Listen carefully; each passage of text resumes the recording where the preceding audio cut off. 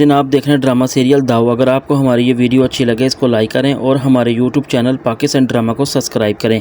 लेकिन जो सुंबल होती है वो अपनी माँ से कहती है कि मुझे इस बारे में बिल्कुल पता है कि आप सिर्फ हमें ही झूठी तसल्लियाँ दे रही हैं, लेकिन अंदर अंदर से आप भाभी के बारे में काफ़ी ज़्यादा सोच रही हैं और उनके लिए काफ़ी ज़्यादा परेशान है।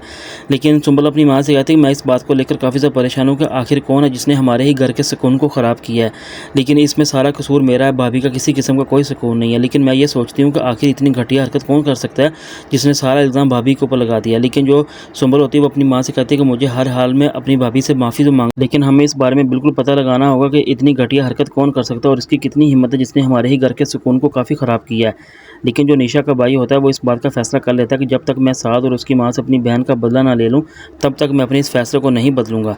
लेकिन जो निशा का भाई होता है जब वो हॉस्पिटल में जाता है तो नासिर उसे कहता है कि मैंने डॉक्टर से टाइम ले लिया, तुम जितनी जल्दी हो सके यहाँ पे आ जाओ, हम उसके बारे में रिपोर्ट चेक करवाते हैं। लेकिन जो निशा का भाई होता है जब वो डॉक्टर से रिपोर्ट चेक करवाता है तो डॉक्टर उसे बताती है कि आपकी बहन को पानी में डुबोकर मारा गया, वैसे नहीं।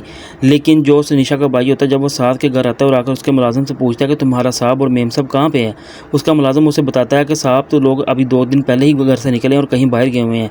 निशा का भाई उसे बताता है कि तुम्हें पता है कि इन दोनों ने मिलकर मेरी बहन को मारा, मैं तब तक उनका बदला ज़रूर लूँगा इनसे। लेकिन जो निशा का भाई होता है वो अपने घर में वापस आता है और आकर अपनी काम वाली से कहता है कि तुम अभी अम्मी को इस बारे में कुछ ना बता। लेकिन जो निशा की माँ होती है वो निशा के बारे में सोचकर काफ़ी ज़्यादा परेशान होती है। वैसे भी उसकी तबीयत काफ़ी ख़राब होती है और अपनी बेटी को काफ़ी याद कर रही होती है।